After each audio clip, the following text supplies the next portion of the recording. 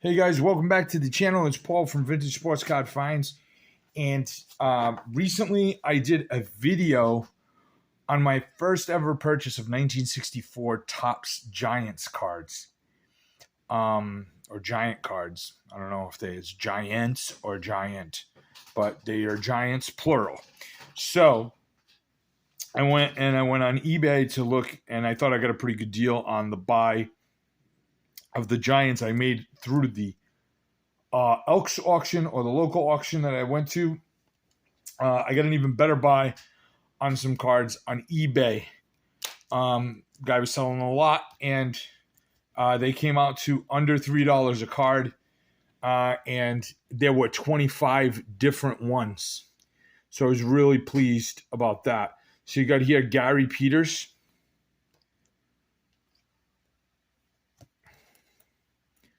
Bob Bailey, Bucco's third baseman.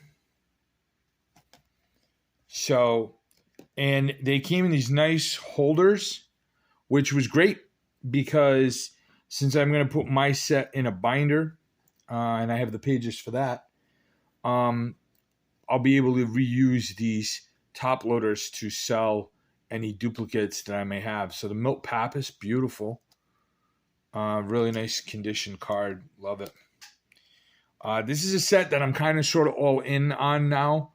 I also just bought another lot the other day on eBay. That one's still on its way to me. So Ron Hunt. Figured I'll be able to put together at least a pretty good chunk of this set. Rocky Calavito. That's a nice card. Great player. Calavito smashes 4 home runs. Unbelievable. Hot bat, it says. Jim Bunning. That's a really nice card. He looks really young in that picture. It's really cool. And I mean, I'm going to be honest. These are tough. I just can't get over how well conditioned these cards have sort of maintained. I mean, I know for me as a kid, whenever even now, when I buy huge lots of cards and I find some 1989 Bowman, which are just slightly bigger than average cards, they're always ratted out.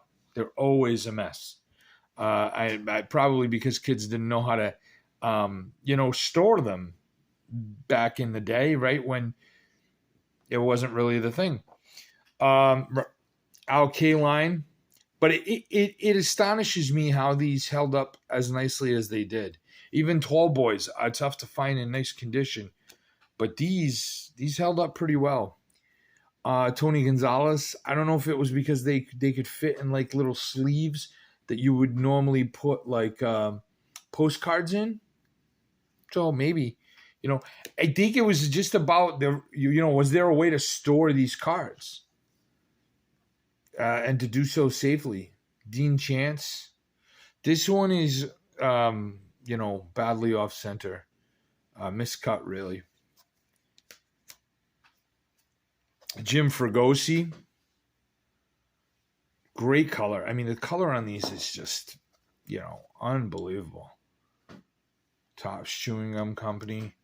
I'm all in. I'm all in on this set. And you know me, guys, the way I do it is I buy in lots, and before you know it, the bulk of the set is here, and all I'm looking for is Mickey. So that's the deal. Chuck Hinton. And I love buying lots like this where it's 25 different cards. You know what I mean? Damn, Frank, you're looking quite orange. I don't know if I'd put on some bronzer before this game. I talked to a guy this week, and I was telling him, I think it was actually at the show, but I talked to him again this week when he was at the flea market. He came to see me at the flea market, and he says that there are a number of difficult numbers on this set that are basically single printed. If that's the case, let me know. I'm curious. Sometimes people say that because they haven't been able to find a card, and sometimes it's legit. you know. And this guy doesn't really have any reason to have a, misguide me on cards. He's always been good to me, and vice versa.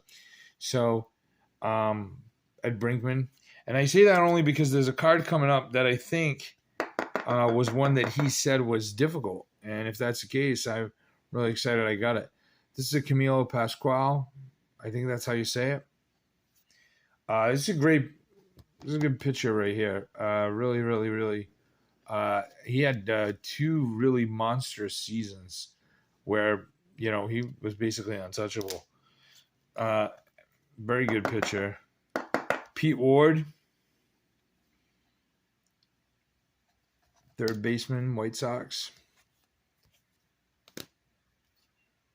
Johnny Callison. Whew. Another nice card. Beautiful color. This one here, Juan Marichal. Boom. Looks great. Great color on that. This one right here is a nice one.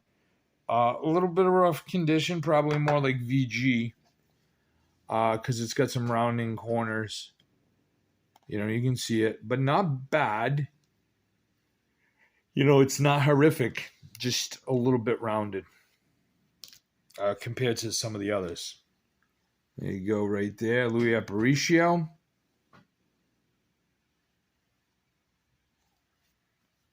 Looks great. And this was a card that somebody told me was a little bit more difficult to get because it was short printed or whatever. I don't know if that's the case. If you do know what cards are short printed in this set, let me know. I'd be curious to find out if I have any, and if being able to buy in bulk has allowed me to save some money on those types of cards. Tommy Davis, very good. And here's a card that definitely was not short printed, Ron Santo, because I've now got 4 copies. And I'm sure that the next lot coming on its way also has a copy of a Ron Santo card. It's supposed to be 21 more different cards. So we'll see if we can fill in some holes. And then Johnny Romano, the Cleveland Indians. Just really nice. I mean, I love the condition of these cards. Couldn't beat it. I'll be able to add these to my set tomorrow in the morning when I go to the flea, and then I will start posting the duplicates on eBay. So be sure to check out my eBay store if you're looking to potentially add cards like this to your collection. I did, like I mentioned before, there was an additional video on the original buy that kind of got me going on this set on the Elks auction, which was about 2 to 3 weeks ago. And now the buy itself was like, I think 2 weeks ago yesterday. But the video was probably a little bit later than that. So what I'm going to do is I'm going to add that into the links below. I'm going to put that in the description below. And if you want to check it out, you certainly can. I'll also put it at the end of this video, which is right now.